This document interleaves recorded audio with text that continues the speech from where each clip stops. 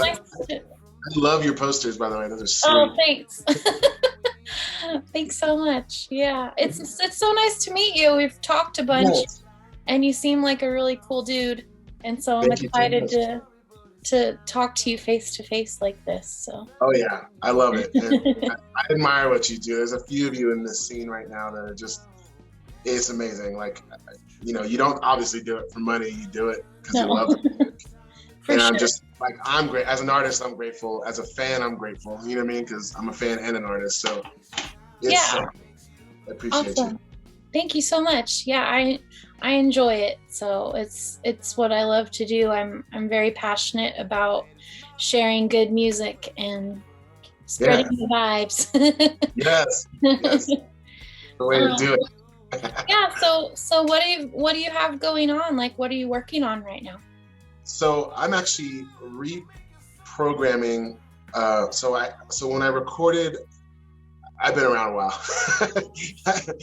So I started way back in like 2002 when we recorded like original demos or original songs. They were done on ADAT. They were done on an analog format. And you know, now everything's digital. We're all working out of DAWs on software. Yeah. You know, I don't, you know, I still have connection with my old bandmates, but like getting all that stuff brought back is kind of a pain in the butt. So I want to actually eventually re-release some of this old stuff. And I'm also doing it so I can start playing live. I want to actually have a couple of options when I start touring and gigging, where I can play full band, right, and I have all my bandmates there. And then when I can't have my band, because you know, with COVID and everything, there's a lot of anomalies. I have a loop station. I've got, you know, I can backtrack if I need to certain things. You know, I'll still play guitar and sing. It'll be like an acoustic set, but there'll be a richer, fuller sound behind me. That's so cool. Yeah, so I'm reprogramming my drums, and it's actually been a lot harder than I thought. Oh, really? Yeah, because there's certain real live nuances that a drummer has that are hard to fake, you know, and yeah. So I hate to say fake. I mean, I'm still playing. Yeah, no, I get it. And I play drums. I play a lot of instruments, but recording drums is a whole nother monster. You know, I mean, I bet. It's challenging. So that's what I'm focusing on right now. Getting ready to book some shows. Colorado's like half open. It's like 50% capacity. Be right out. So I'm hoping to just get my feet wet again, get back into touring like I used to. Yeah. But, you know, I mean, if you know my story, it's like I'm just coming back from, you know, I raised my kids. I focused on that for a long time. Didn't we all? Yeah. You know, it's been a crazy year. You know, I think I'm not the only one who's felt it, right? But, you know, last year my wife and I ran a bakery. We owned a bakery for 3 years, and we had to let it go in December. It was just, we just couldn't keep up with sales. It was just too much. So that was tough on us, but it's also been like a revival for me and for her. She's, you know, she already found work, and I'm just focusing on music, and I'm not, you know, have no intention to go back to a job. I'm just gonna, I know I'm capable of doing this. I'm very committed to it. So awesome. Yeah. I've been listening to your stuff. You have a lot of songs on Spotify. Yeah. I've been around a while. Yeah, that's great. I love it. Yeah, I know exactly what you're talking about, because like, you know, when you become a parent, you kind of put all your stuff on hold to take care of the kids, you know, and then you can't really get back into it until they're like kind of grown and able to like kind of take care of themselves, you know. And then it's like, cool, what can I do now? Like, what can I get into? What do I want to be when I grow up? Yeah. I feel that in my heart, because I wanted to make sure there was a stable home for them to grow up in. Sure. And, you know, we live out here in Colorado now. I'm from Northern California. Oh, okay. Yeah, and we just moved out here about 5.5 years ago. And they love it here, and we're happy. They're in a good place. They're getting a little older. They take care of themselves mostly. You know, they can feed themselves. Yeah. So it's been a blessing. You know, I know losing our business, that sucked, but at the same time, it's like, you know, the silver lining is that now we have other opportunities, and we can, you know, the other door opens when one closes, right? That's the saying. So yep, it's been good. And our kids aren't suffering as a result of it. You know, like there's a lot of balance there. But it was a tough decision when I made that choice to kind of walk away from music for a bit, you know. I still dabbled. I'd still play locally. Yeah. I'd still play at like local bars and clubs with friends, or I'd play with my old band when we do like reunion shows.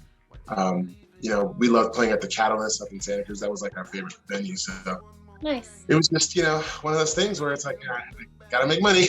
Yep. But so looking back, I kind of wish I stuck it out, you know. Yeah. I think it'd still be doing pretty well. So I am actually a professionally trained dancer, and I used to be a dance teacher. And that's amazing. Yeah, I kind of, sometimes I wish I would have stuck it out, but then now that, you know, once the pandemic hit, I'm like, I wouldn't be able to do that right now. I don't even know how they're doing dance classes anymore at this point. And I'm like, thank goodness I didn't continue to do it. So everything happens for a reason, and I've found other hobbies and interests to like plug into, yeah. Music is just my whole world. As long as I'm involved in some way with that, I love that. I love that about you. That's awesome. Yeah. We need more of that. You know, we need more of that. We need more people who just are kind of invigorated by the music scene, and you know, you're helping artists. You're doing a lot for artists, so I appreciate it. I try. I don't have a lot of followers yet or anything, but if I can help even a little bit, like it makes me happy. It'll happen. I'm certain of it. Like just you keep, you know, putting these little podcast style kind of videos out, and it catches on because people start to, you know, they start to Google things and go, oh, what's this? You know. Yeah. It'll trickle. It's cool. Fun. Yeah. So you're only my fourth interview, but I feel like I'm. Wow. Yeah. Honored. I'm so honored. I feel like I'm getting a little better each time. I get a little bit more comfortable, but yeah. Yeah, you're doing great. I'm a super shy person too, so it's like kind of everyone's like, "What? You do that?" I'm like, "Yeah." That's really cool though, because you're kind of bringing yourself out of that, you know? Yeah, totally. That's beautiful. That's great. Yeah. Let's see. So I wrote some questions down, and some of you've answered some of them already. Oh, really? I read. No, you're good. So I'm curious because I wasn't sure if you're like a one-man band or if you have a band. Sure. So you did have a band, but now you're kind of like just doing your own thing. Yeah. So when I started out, it was a 4-piece band. You know, we evolved from a 5-piece to a 4-piece. Sounds weird, right? But we actually were able to kind of condense ourselves. We were like a reggae rock band early on, but we still dabble with other things. And then, you know, my drummer left the band, guitarist left the band, and I just, at some point, we decided to kind of break it off. But we'd still like hire musicians every now and then, like my bass player and I. And you know, just over the years, that's kind of been the formula. We bring some people back in, or sometimes we bring our original drummer back. It was fun. But this year, what I decided to do is just, I collaborate online with my drummer down in Pueblo, and my guitarist up here in Denver, and then I got my bass player out in Norcal. So he's he's up in Sacramento. So so we're we're kind of a remote band at the moment, but when we go on tour, it's going to be the 4 of us getting together and playing. We got like a utility guy who plays keys and saxophone. So it's going to be a full band most of the time when you see me performing. You know, I also have that option to go by myself and play, you know, and that's kind of like, that's cool. That's just like my commitment to like making sure I can play any show when people hit me up. So I'm ready to book. Isn't that crazy though, the way technology is? Like you would have never been able to have like a band all over the place before, you know, like a lot, well, I don't know, but. No, I think that's true. Yes, I think that's true. I think the pandemic has actually enhanced that on some level. Totally. We're kind of forced to use Zoom. We're forced to use, you know, my bass player and I, when we throw ideas back and forth, I'm on Facebook chat and I'm doing the little voice messages, or sometimes I'm going live video with him. And we're just like showing each other parts and talking, and it's like, that's our communication, because that's what we would do in a room jamming together. Yeah, totally. Yeah. So wild. It's great though.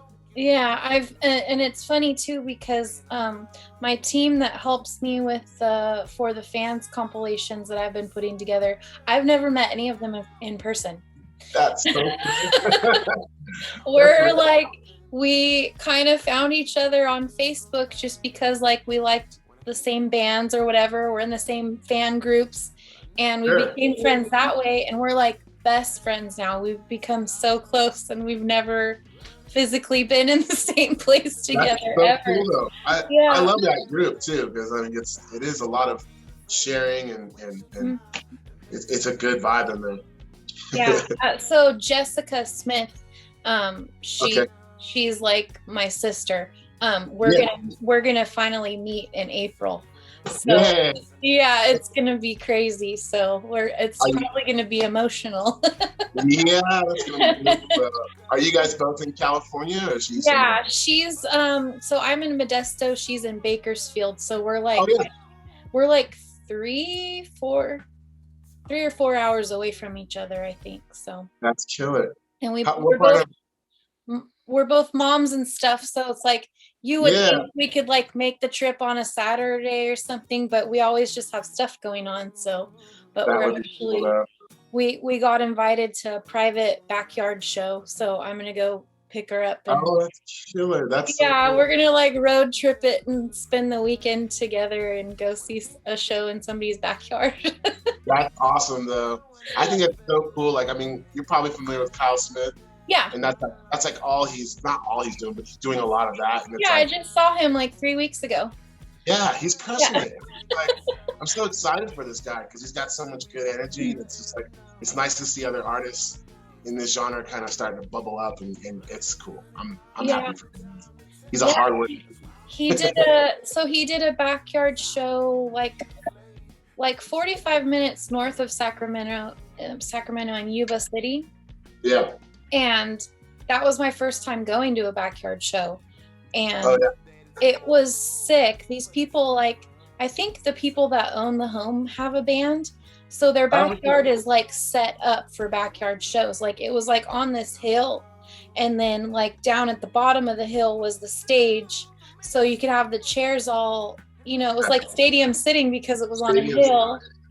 And it was like chill, no drama. Everyone brought their own booze or whatever. Yeah. Whatever they wanted to smoke on, and oh my gosh, it was so fun. And it was good to just like see people and be around people too. Like, I just like ate it all up. It was so good. That's massive. That's massive. I would love to do backyard shows. I'm gonna try and book some soon, but Yeah. we're figuring things out. It's fun. And compared to like going to a venue, like there's always like rules and you can't like bring a backpack or whatever. And like if it's in somebody's backyard, it's just like free. It's like a mini festival. Right? It's like pretty chill. Yeah, it's super fun. There's no like security guards and whatever. That's great. Yeah, I would love to do that. Nobody ruins it. But so where are you from in NorCal? So originally, I was raised in Campbell, California, which is about 5 minutes from San Jose. They're like neighboring towns. Gotcha. So I spent a lot of time down in Campbell, San Jose, Santa Cruz. That was like our closest beach town. But I'd go to like Monterey. We spent a lot of time in the Bay Area, San Francisco. So it was probably the best times of my life growing up in that area. I loved living in California, but it just got so expensive to raise a family, especially in that area, Silicon Valley. It was just like, this isn't gonna last. It's tough for sure. And even where I am, I'm in the valley, but the prices are like they're going up. Getting crazy here too. But we're still making it, thankfully. My only income personally is music. So yeah, so gotta get back on the road. Oh, my wife's yeah. So she's doing good there. Oh, that's good. Awesome. Yeah, we're keeping busy.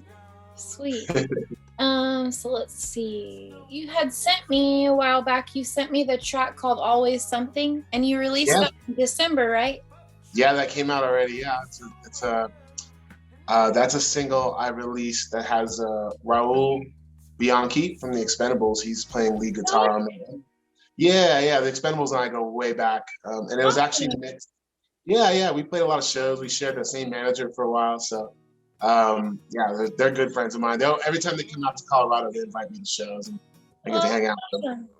They're actually him and Adam AP are actually the guys who inspired me to kind of get that. Him and Adam, they inspired me to get back into music and kind of, blazing my own path. So they seem like fun guys. They are. Really, we goop around a lot backstage. So. And it's weird. I won't see him for like a year, and I just feel like old times getting backstage with them. It's fun. That's awesome. I met them at the last Cali Roots.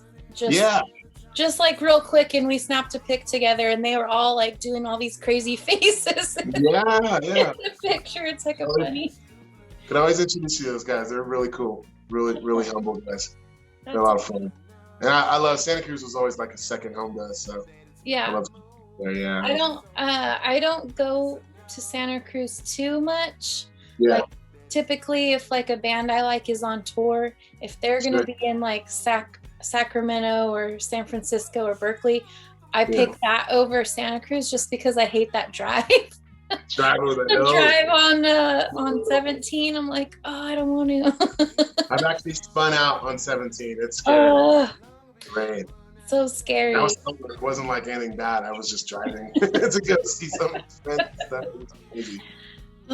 Yeah, that's a scary one. But isn't it crazy though how big Cali? I mean, I don't know how far back you go with Cali Roots, but like we played the first 2 Cali Roots, and really, it was pretty. Yeah, it was pretty. It was still a really good festival, but it was nowhere near the size that it became. Like it's just ginormous now. It's crazy, and I didn't hear about it until 2014, and I want to say that was like number 5. Yeah, like 4 or 5. Yeah.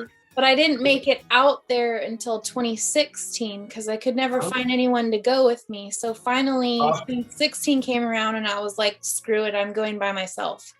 And I went, and it like changed my life. And I'm I can't even say the word. An ambassador for the event now. So I do the thing where you like help sell tickets or whatever and earn your ticket for free. So that's killer. That's so cool. Yeah, it's just amazing how big it's gotten. It's exciting. Yeah. Hopefully they can get it back on track next year. I feel so bad they had to cancel it again. Dude, 2 years in a row. Yeah, that's like my one weekend. That's like my me time. We're supposed to we have Red Rocks here, which is a pretty big venue. It's like a venue built into the mountains. It's gorgeous. All the biggest artists play there. Yeah, it's gorgeous there. And supposed to see Slightly Stupid, Pepper, and Common Kings last year. And then they're supposedly going to do it in July this year. We'll see. I'm like, fingers crossed. I would love to go see them again. Oh, man. Yeah, I've heard that that's like the place to see a show because it sounds really cool. Definitely a premier spot. I love it. It was gorgeous there. One day I'll make it there. I know. Yeah, let me know. Let me know. I'm about an hour away from there, maybe an hour and a half. Oh, nice. Yeah. So if you're ever in town, just holler. Right. What genres of music do you listen to, and what artists inspire you? That's a deep question. Let me tell you, I listen to so much, and a lot of people say that I listen to everything. I really do listen to everything. I mean, I grew up with Latin music, salsa, merengue. That's what I grew up on. But as I got older, my parents let me hear everything, like oldies, Motown, funk, soul, reggae. Bob Marley was always big in my house. Sam Cooke, Otis Redding, like all the classic, soul. But like my real reggae passion didn't come out until maybe like my sophomore year in high school, which was like 93, I think. Oh, really? I kind of thought you and I were the same age. I don't know why. I'm just a little bit younger. Yeah. So I'm an old guy. No, you're not. So I got exposed to like Sublime in the 90s, but I listened to a lot of Gregory Isaacs, Buju Banton, I loved the Police growing up as a kid. I got into Fishbone in the 90s. Listened to a lot of Sizzla. So like that was like my big reggae influence. But beyond that, I listened to a lot of classic rock, a little Zeppelin, Pink Floyd. It was, you know, it's eclectic. I love punk rock, funk, you name it. I mean, metal. I listen to everything. I'm kind of all over the place too. I'm in my top ones are like I like house and like dance music, like EDM. Yeah, like EDM, yeah. Yeah, and then hip hop, but like relaxing, mellow hip hop, like Trap Called Quest. Trap Called Quest. Oh, I love it. Yeah. That's so nice. Yeah, Far Side, To Live Quali, like that kind of like. Yes. Oh man. My heart. I guess that's the only rap I listen to really. Like, well, Far Side is one of my biggest influences, I think. And I love the Beastie Boys through all their little things. I love the Beastie Boys. Heck yeah. You know, and I'm kind of old school, so I listen to like NWA and stuff too. But I mean, like, you know, the gangster rap phase was a pretty small one for me. But yeah, me too. That's just because of high school, you know what I mean? It was just like, that was just the times. But yeah, and I love Wu-Tang. I can't help it. Wu-Tang's Who doesn't? one of my favorites. Yeah. But then like out of the Bay Area, there's like hieroglyphics. There's a lot of cool, you know, that, you know, I would call them underground rap kind of style. But yeah, I like it all. You know, it's funny because I didn't really know growing up. I didn't really know what reggae was, you know, and my family moved to Maui when I was like fourth grade-ish, and I was there from fourth grade all the way through like my first 2 years of college or something. And so I learned about reggae over there because it's huge over there, because it's like that whole island vibe, you know? And and so when I came back to California, I just didn't think anyone knew what reggae was here. You know, because I never heard of it growing up here. I only knew about it over there. So I would listen to it like on Pandora or any way I could, and then I started discovering like California reggae and stuff. I'm like, what? It is here. No way. I'm not alone. Yeah. I can relate. And you know what? I played high school football and 2 years of college football. And when I got to the college level, it was junior college. I played with pretty much, it was like 90% Polynesian teammates. Like, you know, I was one of like 3 Latinos on the team. So it was a trip because that's all they listened to. So I'm like, oh, you guys like reggae? Like, this is dope. Like, we have so much in common. We'd sit out in the quad, you know, on our breaks and stuff. And they played the uke and guitar. We'd sing songs. So it was like, that was like kind of that's awesome. Second wave of reggae in my life. And I'm still friends with a lot of those dudes. So that's awesome. So yeah, I actually went to Maui for my anniversary, and I'm sorry, for my when we got married, our honeymoon. That was, you know, we got to see bands like Natty Vibrations, Natural Vibrations. Yeah, they were great. Oh my god. Sweet. Yeah. I love it. I could live there. It's so nice. I miss it. it. Whenever I go back to visit, I don't want to leave, but you don't want. It's hard. It's hard. Yeah. I miss the beach right now. I love Colorado, but like not having a beach close by, I didn't think it'd be a big deal, and it wasn't for like 4 or 5 years. I was like, whatever.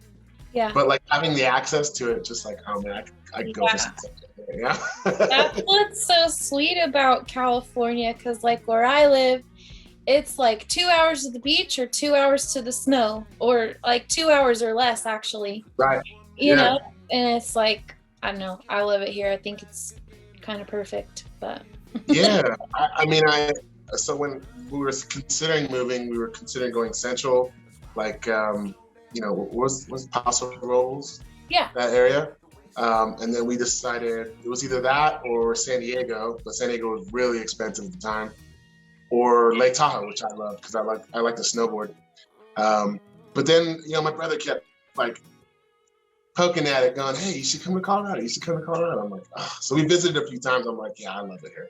So I've had like zero regrets moving here, Yeah. except for the. Yeah, it's nice there. My Yeah. best friend got married in Colorado in like Oh, 2014, and that was my yeah. only time I've ever gone there. But yeah, oh my gosh, it's so beautiful there, and a lot of reggae fans there too. Yes. I was actually kind of like how you're saying earlier about how when you came to California, you were surprised to find, anyone who's into reggae. Yeah. Here, I didn't know. Like, I just came here. I'm like, I don't know if I'm going to find people to make music with, and I was so shocked. I got on Craigslist, started looking for people, and there's a lot of reggae fans here, and they're pretty tight. It's a pretty cool scene. Like, the venues here are actually pretty special. When they were open, of course, but. Yeah. I've seen so many good shows out here. I'm just like, oh man, I kind of it's like a gold mine of music. Yeah. Yeah. I need to make it out there one of these days. Just let me know. I got a big property, so I got like 5 acres here out in Parker, Colorado. So you can always come hang out. We got ducks and chickens. Yeah. Awesome. That would be so fun. Oh yeah, that'd be cool. Do you have a favorite song of yours, of your own? Of my own? Your favorite child? My favorite child of my songs. Oh my God, that's really hard. I do have several favorites. I would say, well, if I just bucket it into the last, let's see, I've released 5 singles of those. I would say it's that song that I'm about to release tomorrow called Signs. Signs? Yeah, Signs. And it's, I think it's just because I wrote it when I was really kind of like down, but the song has it's that's kind of the way I write when I'm down. I think about the up. Yeah. So it just kind of like, it motivates me every time I hear it. It's just like, because I feel, the lyrics are like, all day I put my heart on the line, need to find a way to make it shine. And I think just like, internally, like, it just makes me feel proud of myself, because I know I can overcome anything, because I've hit the bottom many times. I can get back up, and I want that to reflect into the listener. I want people to understand, like, you have value. You can really find your way. Just gotta keep pushing, keep driving. I love that so much. I can't wait to hear it. Yeah, pretty cool. Stoked. Can't wait. So it's called Signs. I'm gonna look for it.